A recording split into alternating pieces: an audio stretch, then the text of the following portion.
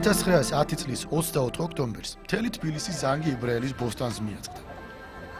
უკრავდა სასულე ორკესტრი, კინტოები ხილით სავსე ხუნჩებს დაარბენინებდნენ. იყიდებოდა ჟიგულოვსკის ლუდი და მლაშე ბუბლიკები. იმჟამინდელი თბილისის პრესა და ქალაქში გამოკრული აფიშები უცნაურ ამბავს იუწყებოდნენ. შაბათს საბურთალოს მინდორზე, ზანგი იბრაელის ბოსტანთან, აეროპლანისტი ბესარიონ ქებურია თავისი მანქანით ჰაერში აფრინდება. დასაწყისი საღამოს 7 საათზე. წვიმიან ამინდში ფრენა არ იქნება. შაბათ დღეს მზიანი ამინდი იყო. შუამინდორში ზეწარ გადაფარებული აეროპლანი იდგა. გამოჩნდა მფრინავიც. ქებურია კაბინაში ჩაჯდა. აგუგუნდა ორკესტრი. მანქანა დაიძრა. ხტუნვითა და ფრთების კნევით წინ გაქანდა. მერე აიწია, აფრინდა, ასე 5 მეტრზე წამოვიდა და თივის ზვინში ცხვირით ჩაერჭა. ხალხი მფრინავისკენ გაიქცა.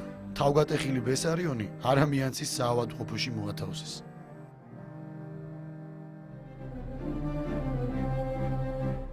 მას შემდეგ თვითნაკეთი თვითმფრინავით ბესარიონს კიდევ 4 აფრენის მცდელობა ჰქონდა. მაგრამ ამაოდ. მეხუთე მცდელობისას, როგორც იმჟამინდელი პრესა იუწყება, საბურთალოს მინდორზე 4 კაციღა მოგროვდა. ავიატორი არ ჩქარობდა. ხელთათმანები გაიკეთა, სათვალე მოირგო, კაბინიდან გადმოიხარა და სამოხრუჭე ღვედები აუშვა. აეროპლანმა სისრაფე აიღო და წინ გაიჭრა. კარგახანს მიგორავდა მინდორზე. მინდვრის ბოლოს კი ცაში აიჭრა.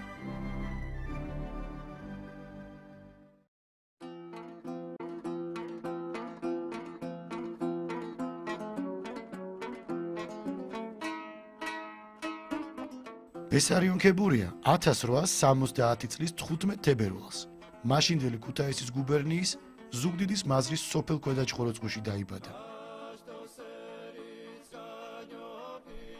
მამამისი დურგალი ყოფილა, დედამისი კი მთელს მაზრაში სახელგანთქმული მკურნალი. მომავალში ორივე ხელობა გამოადგა ბესარიონს. თვითმფრინავებს როგორც წესი თვითონვე აგებდა და კატასტროფაში მიღებულ იარებსაც თვითონ მკურნალობდა. ბავშვობაზე ეს გატაცებული იყო ფრენით. აიყვანდა იმას ხატვებს. აიყვანდა სახურავზე. მე იქიდან ჩამააფრენდა. და უყურებდა როგორი დაიშვება, როგორი ისა და ბევრი რამ სხვადასხვა ფრენის საქმე, აი ფრენელებიდან ისწავლა. ფრინველების მენა უყვარდა და ყველა ფრინველს თავისებურად უყვარს ფრენაო. ეგრე გვიხსნიდა ჩვენ მერე.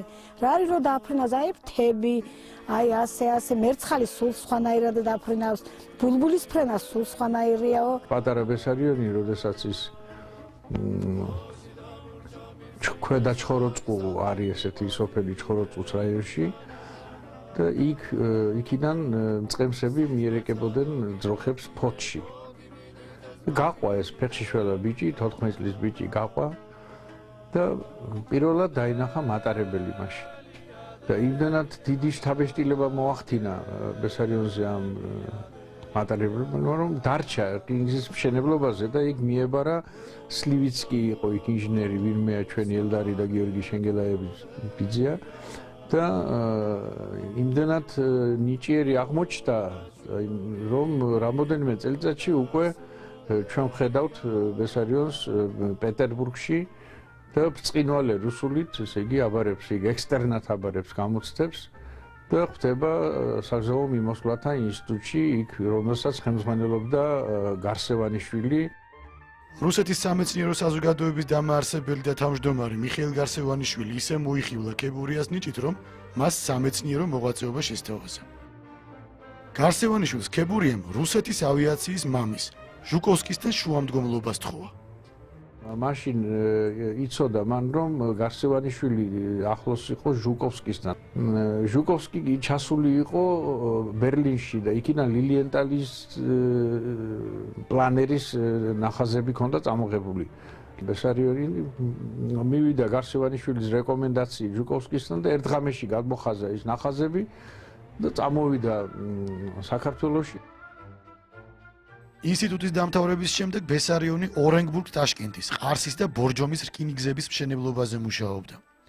შემდეგ თბილისში დაბრუნდა და 1908 წელს ლილიენტალის ნახაზების მიხედვით საკუთარი პლანერი ააგო.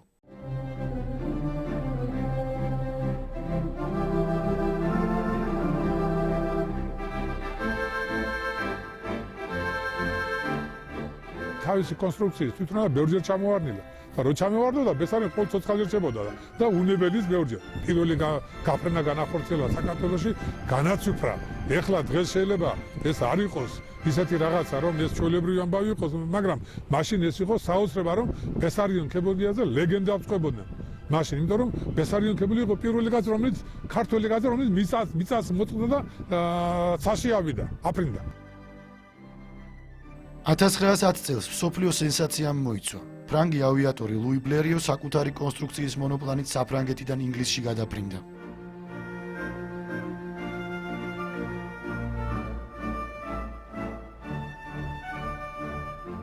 როდესაც გაიგო რომ უკვე იხსნება საფრანგეთში საფრენოს სკოლები და უკვე შეიძლება ძრავის დაყენება პლანერზე, აი მაშინ მიატოვა რბილად ვთქვათ, ულამაზესი ცოლი, სამი ბიჭი და გაემგზავრა პარიზს და დაეხმარენ მას კიდევ კავკასიის საერნაოსნობის საზოგადოება დაეხმარა, თუ რამე ებადა თვითონაც ისიც გაყიდა და აი ამ ფულით წავიდა საფრანგეთში. არსებული წესის მიხედვით რუსეთის იმპერიის მოქალაქეებს საზღვარგარეთ არ უშვებდნენ, ვიდრე გვარს არ შეულამაზებდნენ. ამრიგად ქებურია ქებუროვი გახდა. საავიაციო სკოლები მაშინ აეროპლანების კონსტრუქციის ორი ტიპით განსხვავდებოდნენ. იქ იყო რამოდენიმე სკოლა მაშინ გახსნილი, მაგალითად ფარმანის სკოლა იყო, სადაც ბიპლანებით დაფრინავდნენ, ბიპლანი მოგეხსენებათ ორ რიგათარი ფრთები და უფრო მეტი წონის აწევა შეუძლია, მაგრამ უფრო ისეთი სიჩქარე იმდენი არა აქვს მანევრირება და უფრო ადვილი მართვადია, მაგრამ ბესარიონმა გათვალა ის, რომ მომავალი მაინც მონოპლანებს ეკუთვნის და ამიტომ წავიდა ბლერიოს სკოლაში, სადაც ბევრად უფრო რთული იყო მართვა. საფრენოსნო სკოლაში სწავლის საფასური 2600 ფრანკს შეადგენდა. იმ დროისთვის ეს წარმოუდგენელი თანხა იყო. ყოველი ავარიით მიყენებული ზარალისათვის მოსწავლეები ჯარიმდებოდნენ. ეს სკოლა არსებობდა ჯარიმების ხარჯზე, იქ მხოლოდ მინდორზე გასწავლიდა ინსტრუქტორი და მე რეცაში შენ თვითონ მარტო უნაფრენილიყავი, ამიტომ ხშირად ხდებოდა ავარიები და აჯარიმებდნენ. ახლა ამის საშუალება ბესარიონს ნამდვილად არ ჰქონდა, ამიტომ ასეთი მეგრული ხრიკი იხმარა, პირდაპირ იყიდა ყველაზე იაფი თვითფრინავი 25 ცხენიზალიანი ბლერიო 11, რომლითაც აი ბლერიო გადაფრინდა და გადალახა ის 37 კილომეტრი საფრანგეთსა და ინგლისში. და რასაკვირველია, სუსტი ძრავა ჰქონდა ამას, მაგრამ ბესარიონმა ის მოახერხა, რომ ძალიან ოსტატურად შეასრულა ყველა ის პირობა, რაც იყო იმისათვის, რომ მიეღო ეს მართვის უფლება. ბლერიონ ბესარიონი როგორც წარჩინებული კურსდამთავრებული, საფრანგეთის იმჟამინდელ პრეზიდენტ ფალიერსაც კი წარუდგინა. საფრანგეთში საჩვენებელი ფრენის დროს ერთ-ერთი ფრანგი ავიატორი აეროდრომზე პირდაპირ მთავრობის წარმომადგენლებს შეეჯახა. დაიღუპა საფრანგეთის სამხედრო მინისტრი ბერტო. მას შემდეგ ქალაქების თავზე ფრენა აიგრძალა. პირველი გაფრენა მოეწყო ვარშავაში. იქ მიუხედავად იმისა, რომ ცუდი ამინდი იყო, იფრინა ბესარიონმა, დიდი წარმატება ჰქონდა და ამ იპოდრომზე მაშინ აეროდრომები არ არსებობდა, იქ იპოდრომზე უამრავი ხალხი იყო შეგრებილი, მაგრამ რატომღაც გენერალ-გუბერნატორი სკალონი გამოვიდა იქ და უთხრა, რომ თქვენ დაჯარიმებული ხართ 500 ივანეთი ოქროთი, ეს მაშინ დიდი ფული იყო და გაკვირვებული იყო ბესარიონი თუ რატომ და იმიტომ რომ თქვენ აი ქალაქის თავზე დაფრინავდითო და რომ ჩამოვარდნილიყავითო, მე აქ ცხენები დაფრთხანო რაღაცა.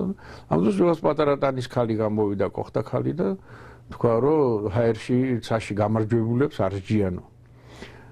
ბესარიონს გაუკვირდა ვინ იყო ეს ქალი, თურმე მეუღლე ყოფილა ამ გენერალ გუბერნატორის და მე თხოვნით მიმართა ბესარიონს, რომ იქნებ ცაშიო მეც მგზავრად ამიყვანოთ. ცოტა რთული იყო, იმიტომ რომ თქვენ უნდა წარმოიდგინოთ, როგორც მე ვარ ახლა ამ სავარძელში, როგორც ვარ, აი ეს სავარძელი დაფრინავდეს, აი რაღაც ისეთი ზღაპრული წარმოსადგენია, იმიტომ რომ მაშინ იმ დროინდელ თვითმფრინავებში იმდენად დაცული ის ირგვლივ, როგორც ახლა თანამედროვე თვითმფრინავებში არ იყო. Ну, მოისვა ბესარიონმა ეს ქალი, კი ბატონო, იფრინეს მაგათმა და ну, ეს როცა ამას ყვებოდა, მე უკვე 16-18 წლის ბიჭი ვიყავი და მაინც ვკითხე, რომ ბაბუ მერე რო ჩამოფრინდით, მერე რაკენი თქო. არა, დამპატიჟა სახშიო, სუფრა გაგვიშალა. მერე მე უცხარი.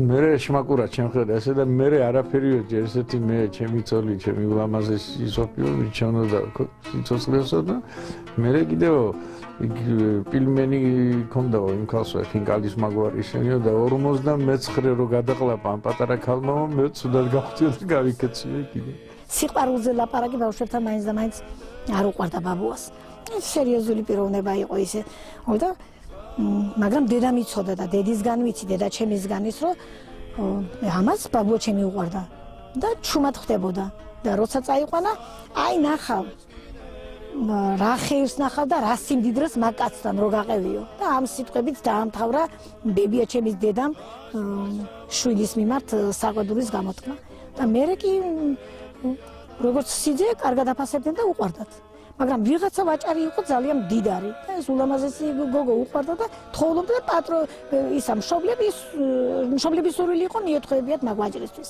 მაგრამ ბაბუა ჩემის სიყვარულმა ესე გაპარვა გადააწყვეტია უბრალოდ დღეს გაპარვას ეძახიან ამას გატაცება კი არა გაიტაცეო ბაბუას რა ხანდიხავ ვკითხავ არაო თვითონ მეც უყვარდიო როგორც მე მიყვარდა ისე და წამოვიდა და ისე დახითო სოფიომდე ბესარიონს გაკოტრებული თავადის ქალი კესარია ხვარებია, მაგრამ მათი სიყვარული უიღბლო აღმოჩნდა. მომავალი ფათერაკიანი სასიძო კესოს მშობლებმა დაიწუნეს და მდიდარ ვაჭარს მიათხოვეს ძალით. ვიცი მშობლებიდან რომ და თვითონ ბესარიონიდანაც რომ მას ყვარებია ჩემი მამი და კესარიონ კვირგველი. და როდესაც გადაიცვალა საწყალი ჩემი მამი და მე სტუდენტი ვიყავი ეს კესარიონი იყო ჯვებერო ბაბასა და ქეთევან ლომთადიძის ჯვებეს დედა და ქეთევანის დედამთილი და მთელი თბილისი იქ იყო კესარიონი ჩვენ მიყვებოდა ჩემი ოჯახი და მივარდა ვოსთან ჩემო კესარიონ მადმაზელ კესარიონ ხო და ისეთი კარგი სიტყვა უთხრა რომ მთელი ხალხი გააგიჟა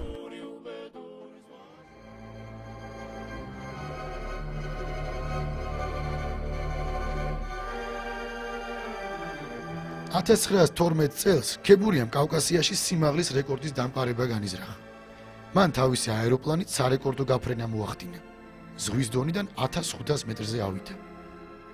მას მიეცა უკვე იმის საშუალება, რომ მოეწყო გადაფრენები სოხუმიდან, სენაკიდან, ფოთიდან ბათუმში ქონდა გაფრენები, საჩვენებელი ფრენები. მერე იქ ლექციებს კითხულობდა, პოპულარულ ლექციებს უხსნიდა თუ რა არის ავიაცია, საზოგადოებას და რამდენი ახალგაზრდა ვინც წავიდა ავიაციაში, აი ბესარიონის სიყვარულით ყოველ შემთხვევაში აი ერთ-ერთი პირველი ქართველი მფრინავი ნინო ხუბულავა არის ეკიდან წარმოშობით ჩვენ მეზობლად არის ცხოროწყუს მეზობლათი სოფელი ის მოიხიბლა ამ იდეით და ჩამოვიდა თბილისში და ნიკოლოზ ჯიბლაძე იყო მაშინ პირველი ამ სკოლის ფედერაცია იყო და შემოდიოდა აზერბაიჯანიც და სომხეთიც ჰქონდათ სულ ორად-ორი თვითმფრინავი და აი ამ თვითმფრინავების პირველი ხაზები რო გაიხსნას ბაქოზე, სოხუმზე, სხვადასხვა ქალაქებზე, მერე შეიქმნა დაბრალი. ამას ყველაფერს ბესარიონი ხელმძღვანელობდა და მისი ენერგიით იქმნებოდა ეს ყველაფერი. პირველი აეროდრომების შენობაც რო არის ოპერის პირდაპირ აი წიგნების მაღაზიის თავზე, ისიც პირველად სამოქალაქო ავიაციის სამმართველო იქ დაბინავდა, ის დააშენა მაშინ ბესარიონმა ორი სართული იმ შენობას ავიაციის სამმართველოსთვის. დღევანდელი გადმოსახედიდან როცა ვიხსენებთ თუ საიდან დაიწყო სამოქალაქო ავიაციის განვითარება, ვითომ და შეიძლება გააკეთო ისეთი დასკვნა, რომ პრაქტიკულად ის ტექნიკა, რომელიც არსებობდა თავდაპირველად, ძალიან მოკლე მანძილებზე დაფრინავდნენ და შედარება არ შეიძლება დღევანდელ რეაქტიულ ტექნიკასთან, მაგრამ საფუძველი მაინც ფრენის კანონები საფუძვლად მაინც უდევს ის პირველი თვითმფრინავები, რომელიც თვითმფრინავებზე დაიწყო თუნდაც იგივე ბესარიონ ქებურიან ფრენა და მისმა თანამოაზრეებმა. 1923 წლის 10 მაისს ზაკავიამ საქართველოს სამოქალაქო ავიაციის ისტორიაში პირველი კომერციული სამგზავრო რეისი თბილისი-მანგლისი განახორციელა. მანგლისში, იმიტომ რომ მაშინ ის ითვლებოდა ყველაზე ელიტარულ კურორტად და მთელი მთავრობა ისვენებდა მაშინ მანგლისში. და საღარაძე იყო პილოტი და რო გაფრინდნენ იქით გზაზე რაღაცა შეემთხვა და მინდორში დაждდნენ იქ და წებსებმა რო დაინახეს თვითმფრინავი პირველად გაგიჟდნენ ისინი ცხვარი დაკლეს, გაიშალა სუფრა და მოკლედ მესამე დღეს გაახსენდათ რომ მანგლისში მიფრინავდნენ ესენი და ამიტომ პირველი ის 20 წუთის მაგირად ასე თქვა მესამე დღეს დამთავრდა. 1923 წელს ბესარიონ ქებურიას ხელმძღვანელობით პირველი შორეული საჰაერო ტრასა თბილისი-მოსკოვი გაიხსნა. ქებურია პირადად ხელმძღვანელობდა ახალი აეროდრომების მშენებლობას ბაქოში და თბილისში. მეორე მსოფლიო ომის დროს კი ჭყოროწყუში ორი საიდუმლო სამხედრო აეროდრომი ააგო. ბესარიონი 87 წლის ასაკშიც არ ეშვებოდა ფრენას. ბოლო რეისი ხანდაზმულმა ავიატორმა გარდაცვალებამდე 1 წლით ადრე ჭყოროწყუდან ქუთაისში შეასრულა. ეს იყო 1957 წელი. ქუთაისიდან ჩამოფრინდა თვითმფრინავი. ბესარიონი წაგვიძღვა წინ ჩვენს დაგწვა. პილოტი თვითონ შეცვალა, წაგვიყვანა ქუთაისში და უკან დაგვაბრუნა. ეს იყო მისი ბოლო გაფრენა. 1 წლის შემდეგ ის ტრავმისა და ავადმყოფობის შემდეგ დავგარგეთ.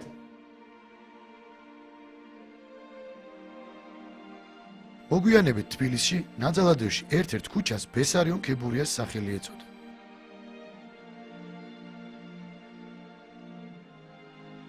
თბილისის აეროპორტში თეიმურაზ კაჭარავას ავტორობით პირველი ქართველი ავიატორის ძეგლიც კი დაიდგა.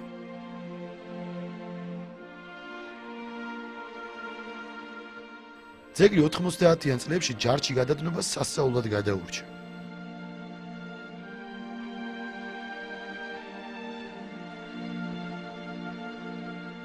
მაშინ თითქმის 100 წლის წინათ საბურთალოს მინდვრიდან აფრენილი ბესარიონის თვითმფრინავი კარგ ახალს ტრიალებდა მცირე პუბლიკის თავზე. შემდეგ მარცხნივ გავარდა და პირით თბილისის გენქნა. ბესარიონი ისევ არამიანცის საავადმყოფოში მოხვდა. სომხების ეკლესიას ვანგს დაჯახებოდა. სასწაულით გადარჩენილი, თავგატეხილი და ფეხმოტეხილი ბესარიონი მხოლოდ ერთადერთს გაიძახოდა. ხომ გაუფრინდი, აკი გეუბნებოდი თბილისის თავზე ციფრენს თვითმფრინავიო.